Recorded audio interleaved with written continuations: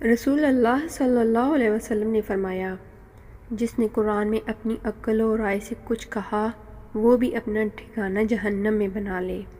ترمذی شریف۔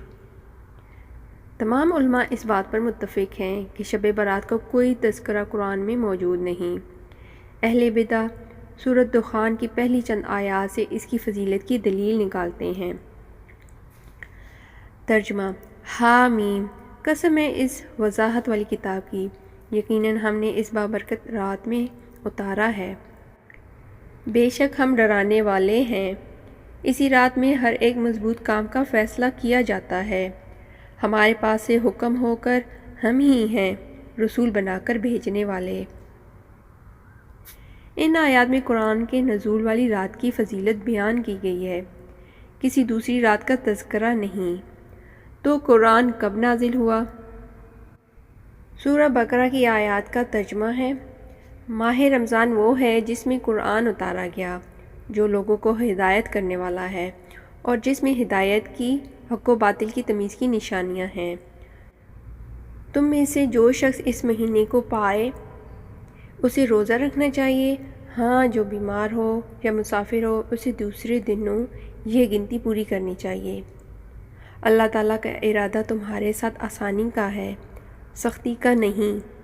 وہ چاہتا ہے تم گنتی پوری کر لو اور اللہ تعالیٰ کی دی ہوئی ہدایات پر اس طرح کی بڑائیاں بیان کرو اور اس کا شکر ادا کرو۔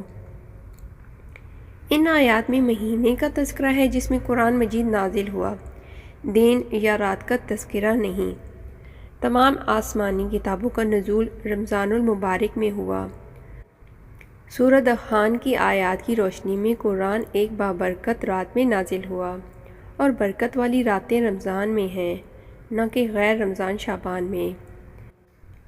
لیلۃ المبارکہ سے مراد رمضان کی طاق راتوں میں لیلۃ القدر ہے۔ سورہ قدر کا ترجمہ: یقیناً ہم نے اس سے شب قدر میں نازل فرمایا۔ لیلۃ القدر کو ہی لیلۃ المبارکہ کہا گیا ہے، جو لیلۃ القدر کے اندر ہی ہے۔ ابن کثیر رحمہ اللہ فرماتے ہیں، اگر ان آیات پر غور کیا جائے تو دنیا کا سب سے بڑا احمق اور بیوقوف انسان وہ ہے جو کہتا ہے کہ لیلۃ المبارکہ سورہ دخان کی آیات سے مراد شب برات ہے۔ سورۃ القدر آیت 4: اس میں ہر کام کے سر انجام دینے کو اپنے رب کے حکم سے فرشتے اور روح جبرائیل اترتے ہیں۔ ہر چیز کا فیصلہ لیلۃ القدر میں کیا جاتا ہے، اس لیے کیونکہ شب برات کا تذکرہ قرآن میں ہے ہی نہیں۔